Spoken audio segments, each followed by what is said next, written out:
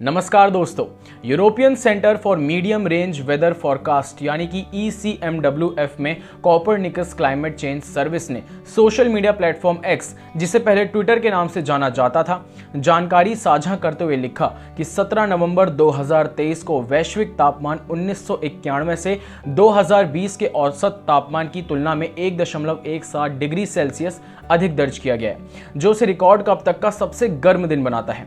सोमवार को संयुक्त राष्ट्र द्वारा जारी एक रिपोर्ट में कहा गया है कि इस साल की शुरुआत के 86 दिनों में ही धरती 1.5 डिग्री सेल्सियस तापमान की सीमा पार कर चुकी थी।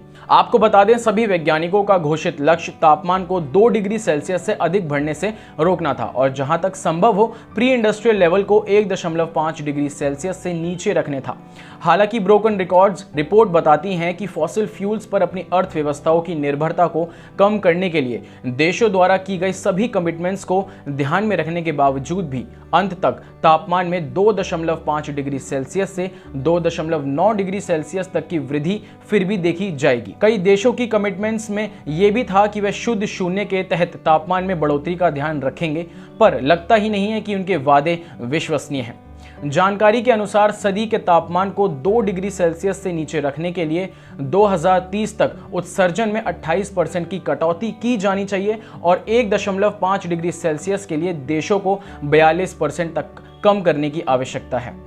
बढ़ते तापमान के मामले में समुद्र भी पीछे नहीं है। ग्लोबल एंड नॉर्थ अटलांटिक दोनों समुद्री सतह के तापमान ने इस साल नए रिकॉर्ड बनाए हैं।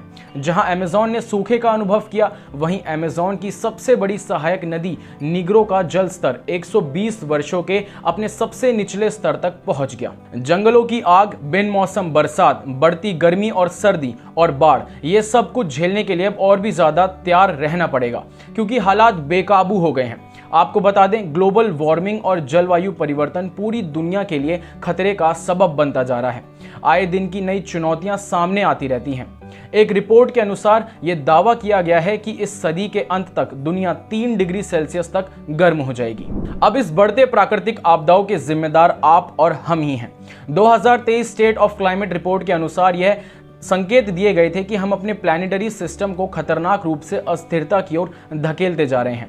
इंसानी गतिविधियों के चलते कार्बन डाइऑक्साइड यानी कि CO2 का उत्सर्जन काफी ज्यादा बढ़ गया है और जिसकी वजह से धरती का तापमान बढ़ रहा है।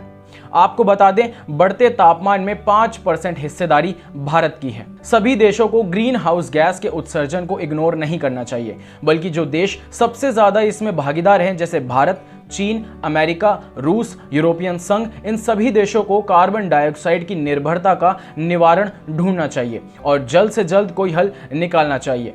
आप क्या सोचते हैं इस बारे में, हमें कमेंट करके जरूर बताएं। अभी तक के लिए बस इतना ही। फिलहाल मुझे दीजिए इजाजत और देखते रहिए क्लिक इंडिया। धन्यवाद।